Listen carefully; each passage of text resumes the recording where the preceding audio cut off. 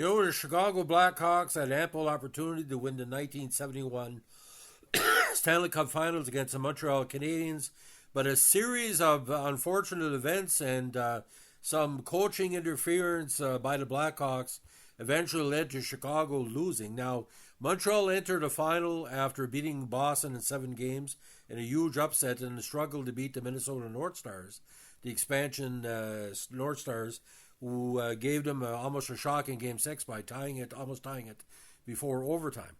Now, the final beat the Blackhawks in Montreal. This was the Blackhawks' first appearance in the finals in '65, who lost to Montreal that year, while the Habs had last played and won the final in 1969. The Canadiens won the series again 4-3 in a very, very, very, very tight series. Now, both Frank and Peter Mahovlich starred for the Canadiens, scoring 9 goals in the 7-game final. Ken Dryden debuted for the Habs, while this was Jean Beliveau's last finals appearance. He ended his career with 10 titles. It was only the second time that a road team won a Game 7 in finals history. The only previous occasion happened when the Toronto Maple Leafs defeated the Red Wings 2-1 in Game 7 in the 45 finals in Detroit. Montreal also won the series despite losing the first 2 games on the road, which none happened again until 2009 when the Penguins defeated the Red Wings in Game 7 by the same 2-1 score after losing the first 2 games to the Red Wings. The next 7-game Stanley Cup Finals did not occur until 16 years later between the Oilers and the Flyers, with the Oilers scoring late to secure the victory. Now here it gets very, very freaky. The whole series was battles between Ken Dryden and Tony Esposito. Now Jacques Lemaire opened the scoring for Montreal in 12:29 in the first period to lead 1-0. But then Bobby Hull from Papin and Pat Stapleton tied it, with Papin scoring the goal in overtime. Chicago outshot Montreal that game, ladies and gentlemen, 58 to 37. Now that Montreal had led all the way into the third period until Hull's counter. Now Game 2 was easier for Chicago.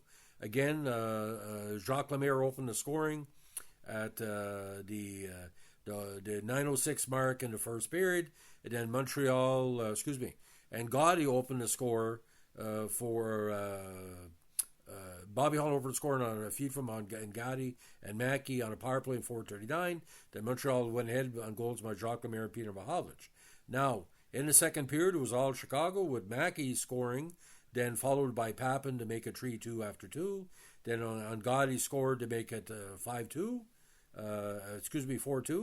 Mahovlich made it 4-3. Then on Gotti again, a big game for the big man with 4 points in the contest. Now, Game 3 got kind of freaky, ladies and gentlemen, because all the way forward, Chicago was leading early. Cliff Corral scored at 4:26 in the first period, followed by Bobby Hull at 13:08, so they're leading 2-0. But the second period was the Mahovlich brothers. Peter scored unassisted at 5:56, with Frank from Beliveau and Cornway scoring a power play to make it 4-2.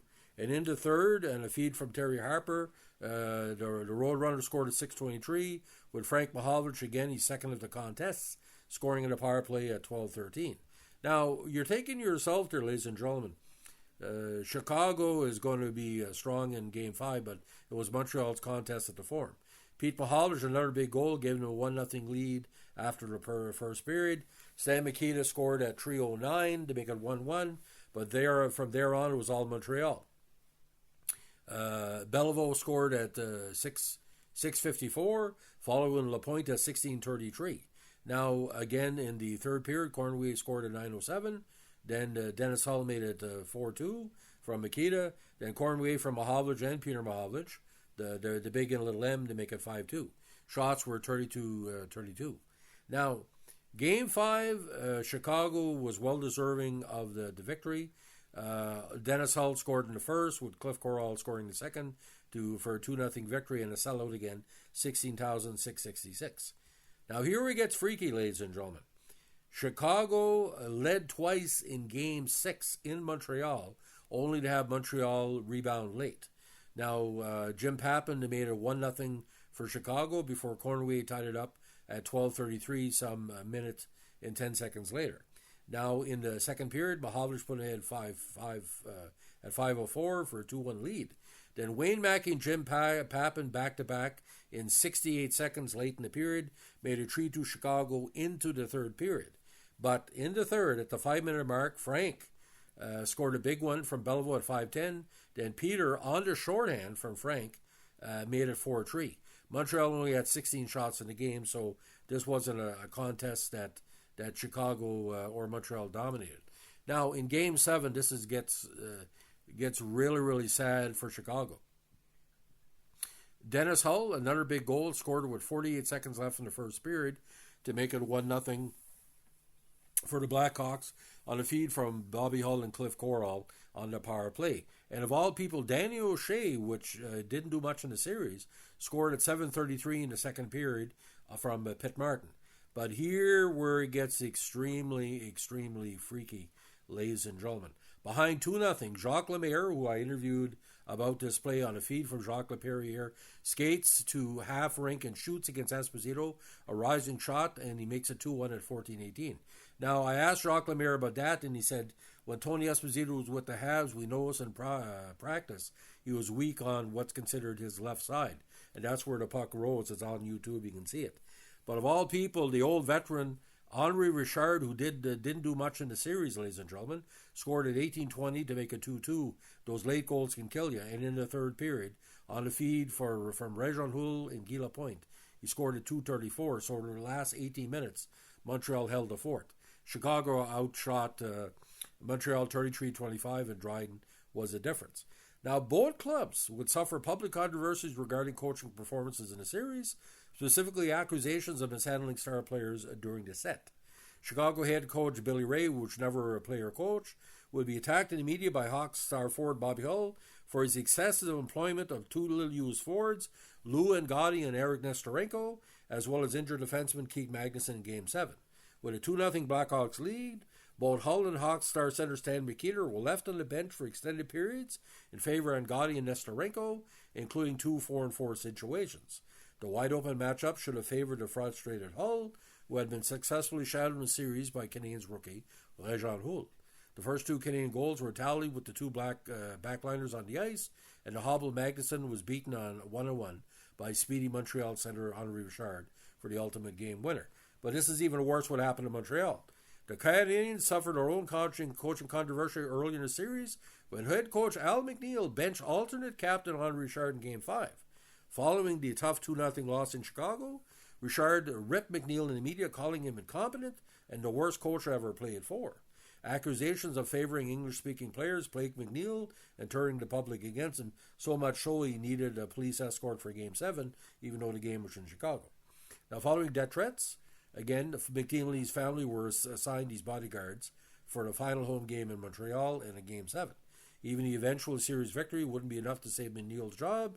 He was later demoted to Nova Scotia in the AHL as head coach Scotty Bowman took over soon after the finals. Now, the 71 Stanley Cup was presented to Jean Beliveau, his last championship, by NHL President Clarence Campbell following the 3-2 win.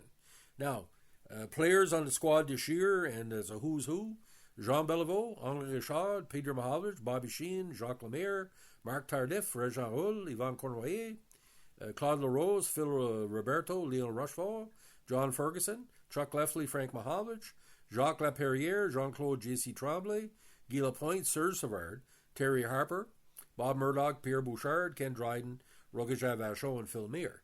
Now, Savard played 37 regular season games, but missed the rest of the season injured. Now, Phil Meir, who was the second number 2 for the squad, played 30 contests, dressed for 70 games, but was not dressed in the playoffs. Both players were included in the team picture. They were not engraved on the Stanley Cup because he did not play in the playoffs. Now, Larry Plow was included on the team, but did not qualify. He only had 19 regular season games played and did not dress in the playoffs, so his name was not included on the Stanley Cup. He would get his name on the Stanley Cup and as assistant manager with the Rangers in '94. Now, coaching and administrative staff, J. David Molson and William Molson got on the Cup, Peter Molson and Sam Pollock, Ron Caron and Al McNeil, Yvan Boulanger, Phil Langlois, of course, the great Eddie Polchak as assistant trainer. Now, the idea about the 71 series, ladies and gentlemen, bad coaching on bad side, but benching Bobby Hull and benching Stan Mikita for Lou and Gotti, God bless him, Gotti was an okay player, But benching Henri Richard for Game 5, holy Jesus Christ, ladies and gentlemen. I mean, come on. You don't bench Jesus, you don't bench Moses. And I think he's lucky that Al McNeil has never been murdered through the years. I know for a fact he went to a banquet in northern New Brunswick years ago, and he needed an escort. When he found out who it was, he was getting death threats at the event. I'm not sure where it was in the North Shore. It could have been Campbellton or Batters. It's a rumor, but I never had a chance to cover him. But I'm just glad that he's you can imagine he was stayed in '72, ladies and gentlemen. Come on, Scotty Bowman was the man, and Sam Pollock was his partner in excessive crime. So that's the story of the '71 Montreal Canadiens and the failure of Chicago Blackhawks to finish them off. Ladies and gentlemen, if you like what we're doing here with our Stanley Cup reviews, let us know with a like, comment, subscribe, or share.